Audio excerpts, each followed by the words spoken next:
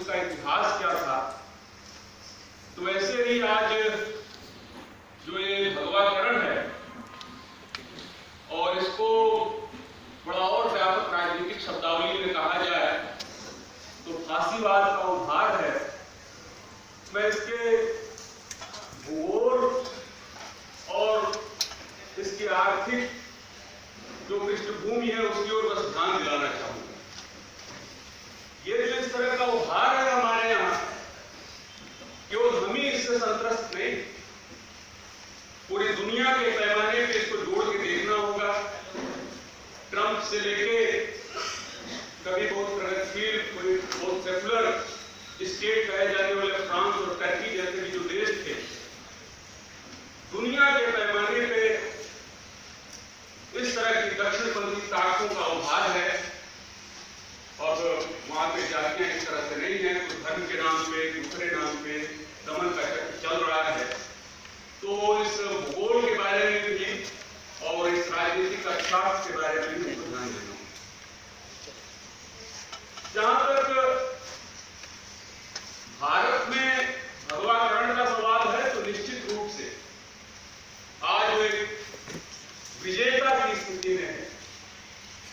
ज्यादा विस्तार से मुझे नहीं जाना है, समय कम है, लेकिन सहारनपुर की परिघटना इस बात को जरूर बताती कि आरएसएस भाजपा, जिसको अब तक हम लोग जानते थे कि हिंदू मुस्लिम पोलराइजेशन के लिए दंगे कराती है, कोई वो विक्षिप्त उन्मादी लोग नहीं है। चुनाव जीतने के लिए, सत्ता में अपने लोगों को पहुंचाने के लिए, संस्थाओं पे कब्जे के लिए वो दंगे कराते हैं, ये एक आम धारणा है।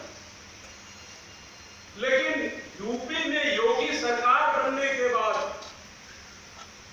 चुनाव में विजय हासिल करने के बाद, केवल मुसलमानों नहीं, दलितों पे हमला बोला गया और सही जवाब दलितों ने कहा कि जब इनको वोट देना होता है तो हम हिंदू होते हैं और वोट बीत जाता है तो हम दलित हो जाते हैं और किसी जात के हो जाते हैं। राजीव जी बैठे हैं, रिहाई मंच के बाकी साथी बैठे हैं, वहां से आ रहे हैं, विस्तार से आपको बताएंगे।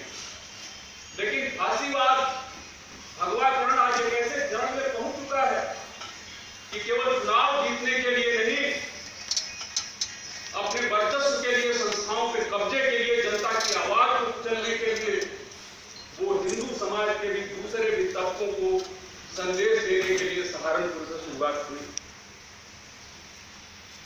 अब जहां तक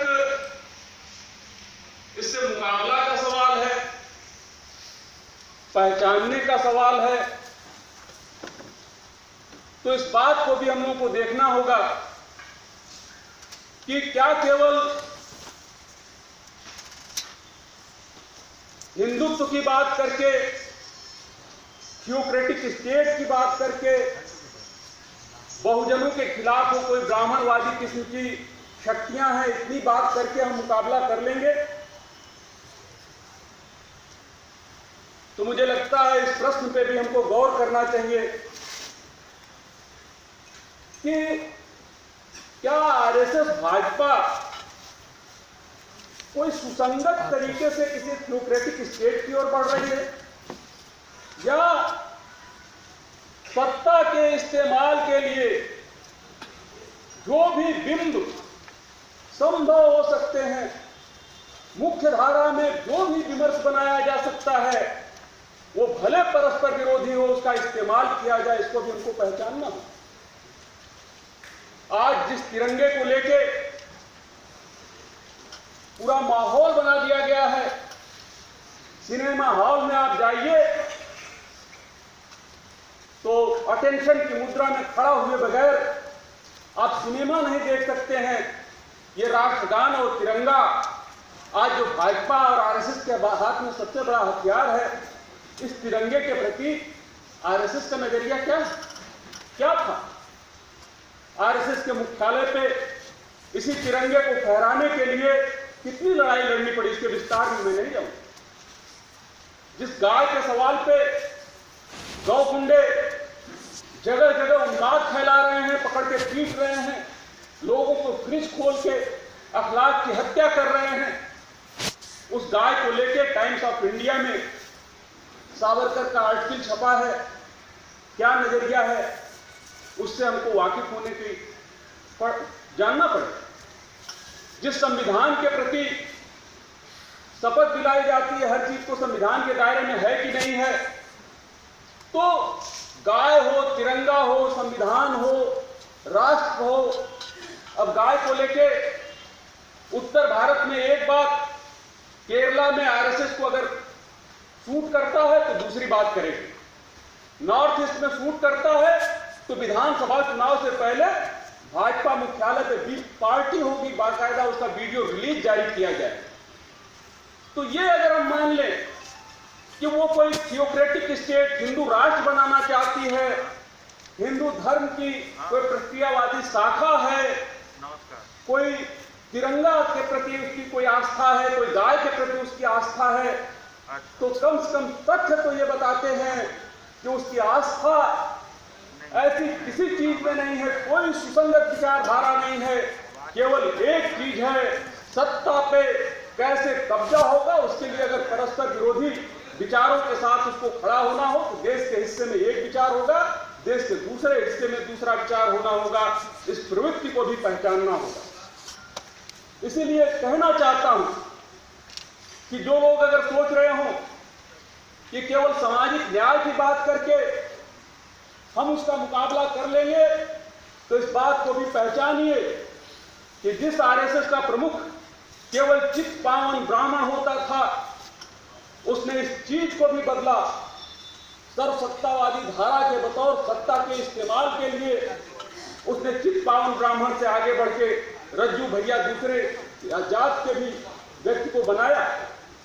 जिस आप ब्राह्मण वर्चस्व की बात कीजिए, सवर्ण वर्चस्व की बात कीजिए, मोदी जैसा चेहरा सामने लेके आ रहे हैं, रामदेव जैसा चेहरा सामने लेके आ रहे हैं, और उत्तर प्रदेश की तो जीत ही बताती है कि सामाजिक न्याय का सबसे बेहतर प्रयोग आरएसएस और भाजपा ने किया है। इसलिए अगर इस मुगालते में हो कि किसी पुराने जमाने में आरएसएस भारत को लौटाना चाहती हो, इस मुगालते में हो कि थियोक्रेटिक स्टेट बनाना चाहती है, इस मुगालते में हो कि ब्राह्मणवाद को वापस ले आना चाहती है, तो अपने इन मुगालतों को तथ्यों के साथ आमने सामने हमको रख के देखना होगा। और तब इससे मुकाबले की जो राजनीति है, मुझे लगता है कि भाजपा और आरएसएस को समझने की जरूरत है। दुनिया के पैमाने पे जो दक्षिण पंथ का उभार है, उसको समझने की जरूरत है। और आरएसएस की बार बार जिन सभाओं में हम जाते हैं, गजब किस्म की उसकी स्तुति का गायन शुरू हो जाता है कि कैसे काम करते हैं, क्या सही काम करते हैं। लेकिन वो अपने काम के बल पे, अपने कौशल के बल पे केवल नहीं आए। जितने भी कांग्रेस से लेकर सामाजिक न्याय की दूसरी तमाम ताकतों को शासन करने का मौका मिला, उनके नकारेपन से जो विक्षोभ पैदा हुआ है, उस विक्षोभ का फायदा उठा रही है आरएसएस और भाजपा। और आज विपक्ष जैसी ताकत है, आज सत्ता में होने के बावजूद, किसानों की जान लेने के बावजूद बेशर्मी के साथ एक मुख्यमंत्री अनशन पे बैठा हुआ है। ऐसा चेहरा है भाजपा और आरएसएस का। इसलिए सामाजिक तौर पे, राजनीतिक तौर पे हम कैसे मुकाबला करेंगे, मुझे लगता है कि इस फांसीवाद को, इस भगवाकरण को और गहरे समझना होगा, गहरे पकड़ना होगा। जो चलताऊ मुहावरे हैं, जो चलताऊ विमर्श हैं, उनसे बचना होगा। और जिस सामाजिक न्याय से लेकर सेकुलरिज्म की जो दूसरी राजनीति है, उसका जो विक्षोभ है जनता में उसके प्रति, उसके साथ भी गलबहियां करने से बचना होगा।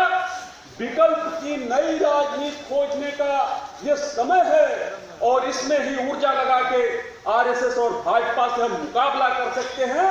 और उस सेकुलरिज्म को और उस सो कॉल्ड सामाजिक न्याय को आईना दिखा के भारत में नई राजनीति, नया सामाजिक विमर्श शुरू हो सकता है।